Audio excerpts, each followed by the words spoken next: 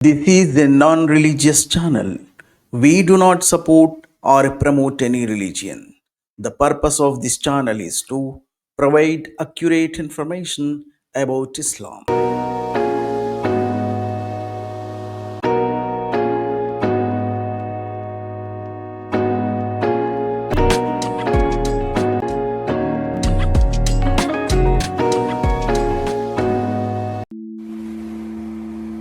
ఈ భూమి మీద ఉన్న చాలా మతాలు తమ ఉనికిని ఎప్పటికీ చూపని, తమ శక్తిని ప్రత్యక్షంగా ప్రదర్శించని అదృశ్య శక్తులను ఆరాధిస్తాయి.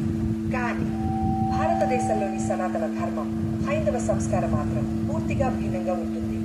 మన పూర్వీకులు ఈ సూర్యుడిని, చంద్రుణ్ణి, నక్షత్రాలను, ఈ పవిత్ర భూమిని, ప్రవహించే నదులను, వృక్షాలను, జంతువులను, పక్షులను, ప్రకృతిలో ఉన్న ప్రతిదాన్ని ఆరాధనీయమైనదిగా చూశారు. ఎందుకంటే సూర్యుడు లేకుంటే జీవరాశి ఉండదు, నదులు లేకుంటే మనిషి బతకలేడు, వృక్షాలు, జంతువులు లేకపోతే జీవ వ్యవస్థ పూర్తిగా నశిస్తుంది.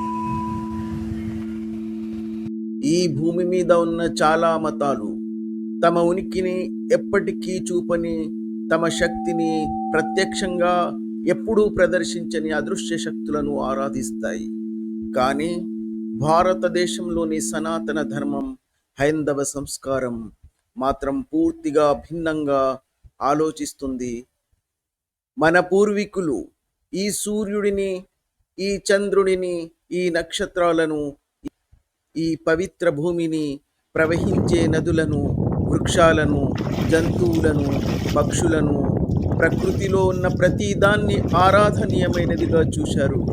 ఎందుకంటే సూర్యుడు లేకుంటే జీవరాశి ఉండదు, నదులు లేకుంటే మనిషి బ్రతకలేడు, వృక్షాలు, జంతువులు లేకపోతే ఈ భూమి మీద జీవ వ్యవస్థ పూర్తిగా నశిస్తుంది.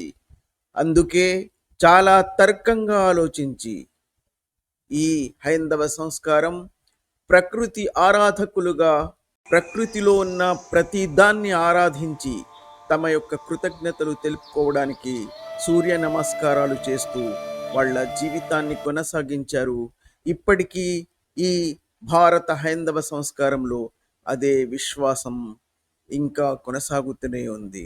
అందుకే ప్రపంచంలో ఈ భారతదేశంలోని హైందవ సంస్కారం విభిన్నంగాను, ప్రపంచంలోని అన్ని మతాల కంటే కూడా చాలా తర్కంగా, చాలా ఆలోచనాత్మకంగా కొనసాగుతుంది.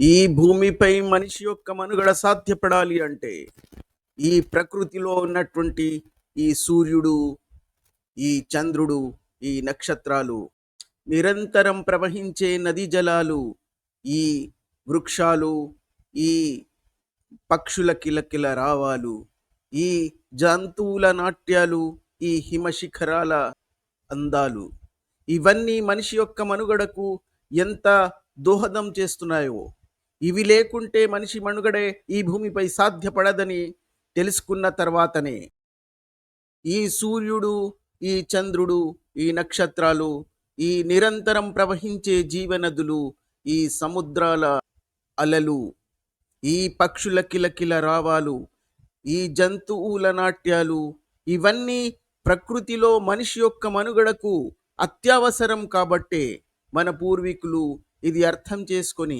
ప్రకృతిని ఆరాధిస్తూ దానికి తమ యొక్క కృతజ్ఞతాభావాన్ని ఈ సూర్య నమస్కారం ద్వారా తెలుపుతూ వాళ్ళు తమ జీవితాలను కొనసాగించారు.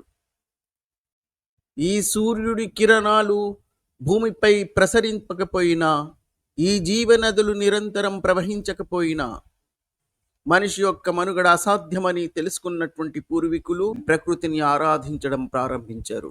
ఈ 7 ఆకాశాలపై సింహాసనంపై కూర్చుని ఉన్నానని చెప్పుకుంటున్న ఈ శక్తి లేని శూన్యంగాళ్ల పేర్లు చెప్పి ప్రపంచాన్ని మొత్తం దోచుకోవడానికి అరబ్బు ఏడారుల్లోంచి ఒంటెలపై, గుర్రాలపై ప్రయాణం చేసిన ఈ దోపిడి మూఠ భారతదేశం చేరుకున్నప్పటికీ, భారతదేశాన్ని దోచుకున్నప్పటికీ, ఇక్కడున్నటువంటి దేవాలయాల సంపదలను, ఇక్కడున్నటువంటి సుసంపన్నమైనటువంటి ప్రకృతి సంపదను మొత్తం దోచుకున్నప్పటికీ, విగ్రహాలను, దేవాలయాలను ధ్వంసం చేసినప్పటికీ, తర్కంపై, సాక్ష్యంపై నిలబడి ఉన్న ఈ ప్రకృతి ఆరాధనను మాత్రం వాళ్ళు ఆయుధాల బలం ఉపయోగించినా కూడా ఈ భారతీయ హైందవ సంస్కారం నుంచి పూర్తిగా తుడిచివేయలేకపోయారు అనడానికి ఇప్పుడు కూడా ఈ భారతీయ హైందవ సంస్కారంలో ప్రకృతి ఆరాధన అన్నది బలంగా ఉండడమే సాక్ష్యం.